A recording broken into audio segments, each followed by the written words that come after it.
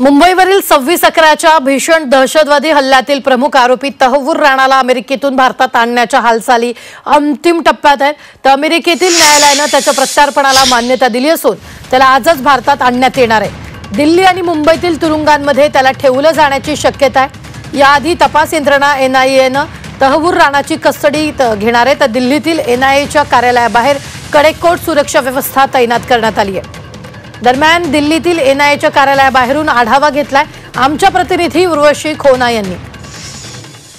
एक संयुक्त पथक ज्यात NIAचे ऑफिसर्स आणि बरोबरच रॉचे ऑफिसर्स आहेत ते अमेरिकेत काल म्हणजे 7 एप्रिलला पोहोचले आणि तिथे प्रत्यार्पणासाठी जे कागदपत्र आहेत ते सगळे त्याची जी प्रोसिजर आहे ते पूर्ण केली गेली आहे आणि आज रात्रपर्यंत तहव्वूर राणाला भारतात आणलं जाणार।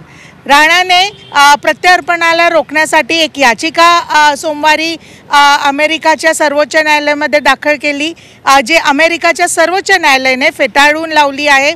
तहव्वूरने भारतात येऊ नये म्हणून याचिका दाखल केली होती। त्याच्या याचिकेत त्याने स्वतःला पार्किन्सन आजाराने ग्रस्त असल्याचं सांगितलं होतं आणि म्हटलं होतं की जर त्याला भारतात पाठवले गेले तर त्याच्यावर अत्याचार होऊ शकतात। मात्र आता जे आहे अमेरिकाच्या सर्वोच्च न्यायालयाने ही फेटाळून लावली आणि मार्ग मोकळा झाला, ज्याच्यानंतर NIAचे ऑफिसर्स जे आहेत अमेरिकेत गेले। सांगण्यात येतं आहे की पहिले तहव्वूर राणाला दिल्लीत आणलं जाईल।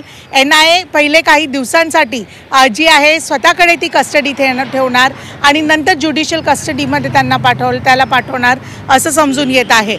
सध्या ज्या प्रकाराने प्रोसिजर्स संपल्या आहेत हे समजून येत आहे की आजच रात्री तहव्वूर राणाला जे आहेत ते भारतात त्याला आणलं जाणार आहे। दिल्लीहून व्हिडिओ जर्नलिस्ट रंजन रस्तोगी बरोबर मी उर्वशी खोना, झी मीडियासाठी।